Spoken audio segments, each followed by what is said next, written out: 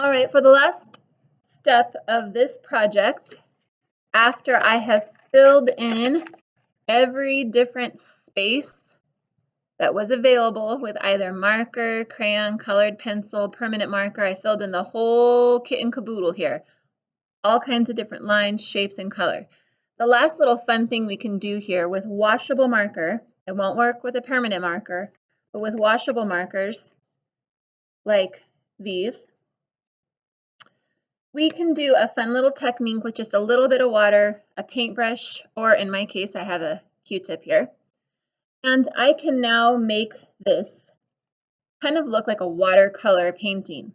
So anywhere where I had watercolor marker, if I get that watercolor marker wet, my ink starts to bleed and it starts to do a watercolor effect.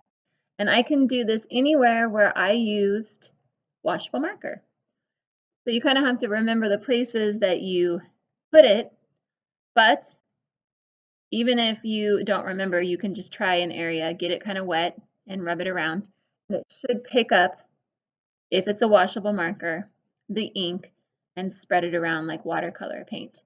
Now, the only trick here is that you want to use just enough water to wet the area, but not so much water that you're soaking your page or damaging the paper, especially if you're using a thinner paper.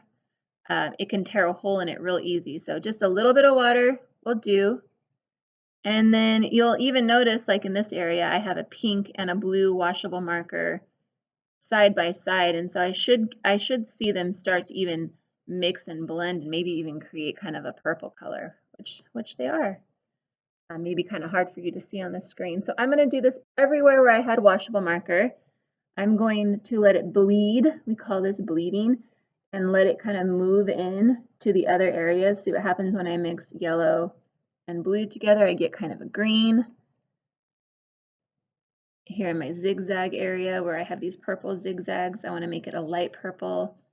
And this is a real fun technique to do to add a second kind of element to your art, letting it bleed, this technique of watercolor with markers. Don't use too much water. Don't rub in the same place for too long. You don't want to put a hole through your paper. That would be a bummer. All your hard work kind of messed up with a hole. Oh well, just the process, huh? That's what happens when we do art. Sometimes it gets a little silly.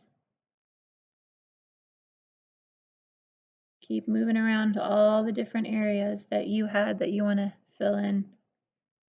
I could even do it here with my purple kind of squiggly line, fill in my whole page if I wanted to, moving the color around.